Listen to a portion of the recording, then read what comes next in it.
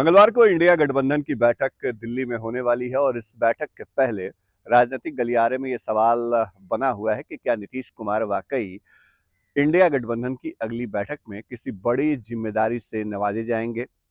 ये सवाल इसलिए भी क्योंकि कांग्रेस की हालत हालिया विधानसभा चुनाव में बहुत अच्छी नहीं रही। कांग्रेस लगातार बैकफुट पर नजर आई। कांग्रेस की हार हुई राजस्थान, छत्तीसगढ़ और मध्य प्रदेश जैसे राज्यों में, और इन राज्यों में जो नतीजे आए वो बीजेपी के पक्ष में आए।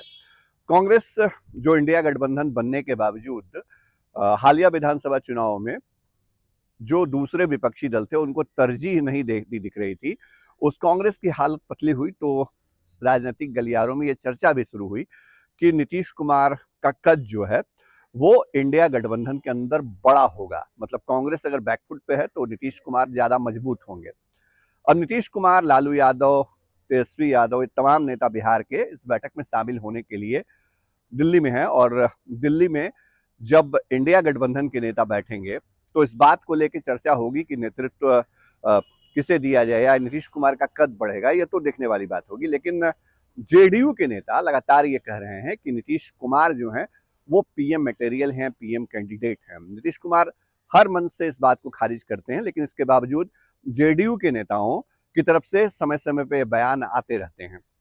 राष्ट्रीय जनता दल जो है वो ये दावा करते रहा है कि जो तेजस्वी यादव हैं बिहार के डिप्टी सीएम, उनको बिहार की कमान 2025 में दे दी जाएगी। मतलब ये कि नीतीश कुमार को 2024 में राष्ट्रीय राजनीति की तरफ बढ़ाया जाएगा। नीतीश कुमार अगर मिशन 2024 के लिए निकल पड़े हैं तो अब बिहार की कुर्सी उन्हें छोड़नी होगी।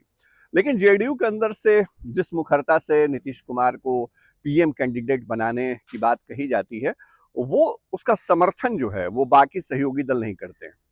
अगर बिहार की राजनीति के लिहाज से कहें तो लालू प्रसाद यादव और नीतीश कुमार भले ही साथ साथ हों, लेकिन सरकार में होने के बावजूद पिछले कुछ मौकों पे नीतीश कुमार और तेजस्वी यादव साथ साथ नहीं नजर आए हैं। जैसे बिहार में बड़ा इन्वेस्टर मीट हुआ और इस इन्वेस्टर मीट के दौरान भी तेजस्वी नीतीश कुमार के साथ मन साझा करते नजर नहीं आए। नीतीश कुमार इन दिनों खुले मन से बहुत कुछ नहीं बोलते हैं, ये भी हकीकत है। विधानसभा के अंदर जो उनका संबोधन हुआ था उसके बाद नीतीश बहुत सोच समझ के बोलते हैं या बहुत कम मौकों पे ही बोलते हैं। इन्वेस्टर मीट या दूसरे कार्यक्रमों में भी उनका संबोधन देखने को नहीं मिला है। लालू, नीतीश, तेजस्वी बिहार की सियासत में विपक्षी एकजुटता की धुरी हैं। और अगर इंडिया गठबंधन की बैठक में नीतीश कुमार को क्या वाकई बड़ी जिम्मेदारी मिलेगी, इस पर सबकी नजर है। जेडीयू को बहुत उम्मीदें हैं। जेडीयू की तरफ से लगातार ये कहा जा रहा है कि जो विपक्षी एकजुटता का नीतीश कुमार मॉडल है वो नीतीश मॉडल राष्ट्रीय स्तर पे लागू होना चाहिए या उसके जरिए ही बीजेपी को मात दी जा सकती है। ये अलग बात है कि राष्ट्रीय जनता दल के नेता ये कहते हैं कि लालू यादव किंगमेकर हैं। लालू यादव ने कई प्रधानमंत्रियों को बनाने में बड़ी भूमिका निभाई है और एक बार फिर अगर नीतीश कुमार प्रधानमंत्री बनते हैं तो सेहरा लालू यादव के माथे जाएगा। मतलब लालू किंगमेकर के तौर पे फिर से दिखेंगे लंबे अरसे के बाद। ये सब वो बातें हैं जो जेडीयू और आरजेडी, मतलब जो विपक्षी खेमा है बीजेपी का बिहार में, उसकी तरफ से किए जा रहे हैं। बीजेपी बहुत शांत तरीके से इस पूरे घटनाक्रम को देख रही है। नीतीश कुमार का घटता हुआ कद बीजेपी ने देखा है।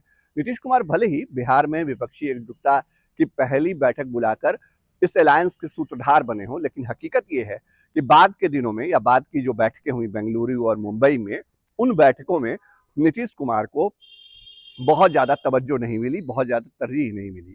तो क्या वाकई नीतीश कुमार को अब कांग्रेस और बाकी दलों की तरफ से महत्व दिया जाएगा? क्या वाकई उनके लिए कोई बड़ी भूमिका तय की जाएगी?